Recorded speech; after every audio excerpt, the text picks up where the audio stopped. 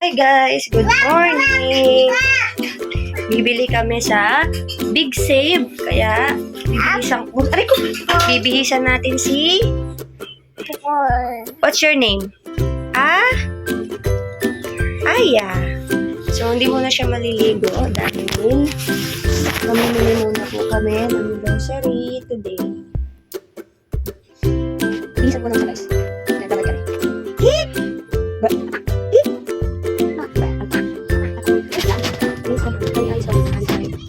Yes.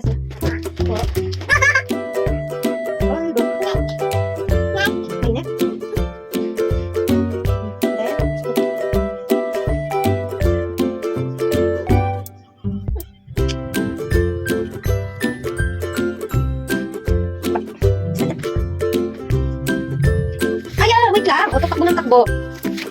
Yeah. So, syempre, after nung anak natin na ayusan, sarili naman natin yung maayusan natin. Pero kahit pa paano dapat nag-skincare pa rin tayo everyday. Para kahit haggard tayo, alam mo yun, at least naalagaan pa rin natin yung sarili natin. Syempre, hindi mawawala yung maritesan habang nag-skincare kasama si Habi. Dahil alam niya naman na ang sarap makipag-chismisan, lalo na kung asawa niya yung kachismisan niyo. Kasi minsan, kung sino pa yung lalaki, siya pa yung maraming chismis. O, diba? Naniniwala na ba kayo dyan?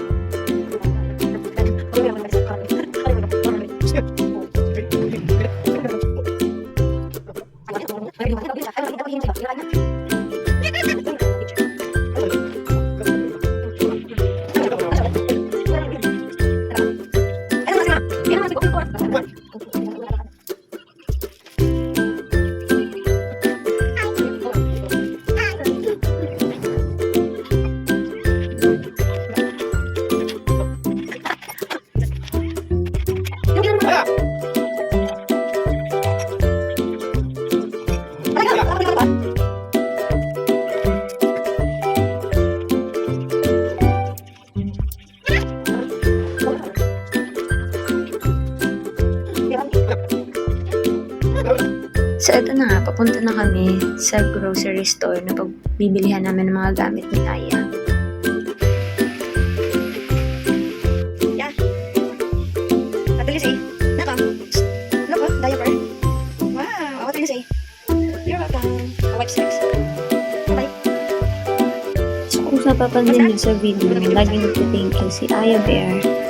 Is nagulat na lang din kami na nasa amin siyang lagi nagtithank you kapag binibigyan namin siya ng pagkain, binibigyan ng mga gamit. So as a parent, nakakatuwa lang na isipin na yung 1-year-old na anak mo is marunong ng mag-thank you at maka-appreciate sa mga bagay-bagay.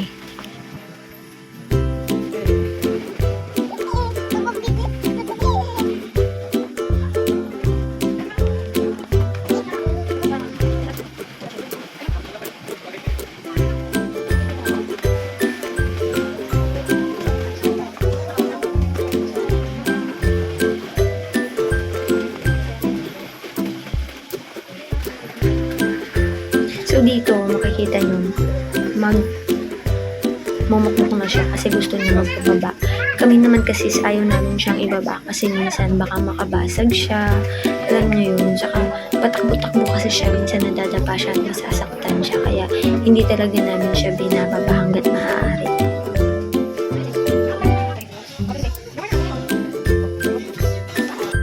So ito na nga, bayaran na. Pag ganyan-ganyan lang ako pero kinakabahan na ako sa presyo. Kidding aside, okay lang naman kasi nakabudget naman talaga yung mga pang-gastos ni Aya. And sa totoo lang, magpe-February na ngayon pero may tira pa siya dun sa mga aginaldo niya. Yun talaga yung pinanggagastos namin sa mga needs niya.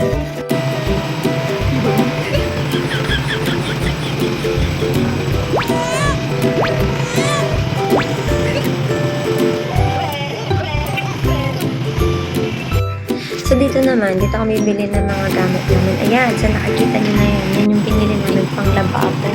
At napakasarap ng upo ni Madam dyan. Nawala ko kaya binidyohan ko siya. Nakabalik kami sa bahay. So, maglilinis naman tayo ng aming kwartong napakagulo. Parang totoong lagi naglilinis. Pero sa totoo, Nag-video lang ako kaya naglinis ako, charis. Pero may mga time na ganun talaga kasi pag nanay ka na, minsan kahit gusto mo man maglinis, ipapahinga mo na lang talaga, ang mahalaga malinis ang anak mo, 'di ba? Pero hindi ko naman sinasabing hindi ako araw-araw nakakapaglinis. Naglilinis naman ako pero alam niya yun, minsan ibibigay ko na lang yung lakas ko para sa anak ko. Dahil baka pag ako yung nagkasakit, alam niyo yun, walang mag-aalaga sa kanya. Kaya mga mamis, okay lang na minsan may madumi yung mga bahay natin. Ang mahalaga ay malinis yung anak natin, hindi nagkakasakit. Alam niyo yun. Yun lang yung pinagpapasalamat ko talaga. Saka di baling napapabayaan natin yung bahay, wag lang natin napapabayaan yung mga anak natin, di ba? So ayan, tingnan niyo ang saya-saya niya dyan.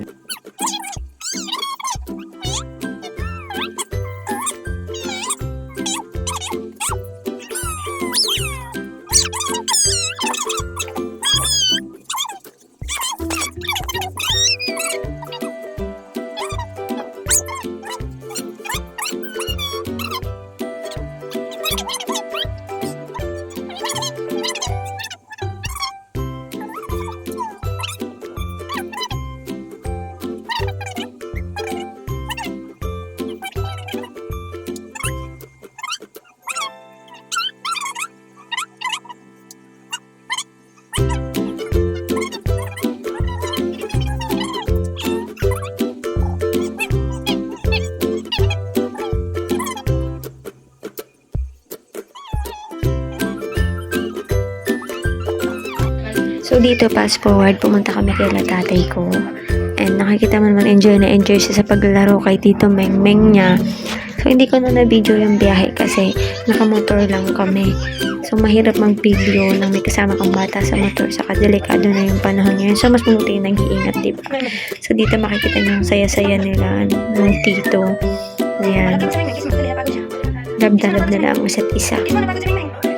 Sleep? Oo, sleep siya. Kiss mo na. Say thank you. Isa pa daw. May isa pa. Yung daw.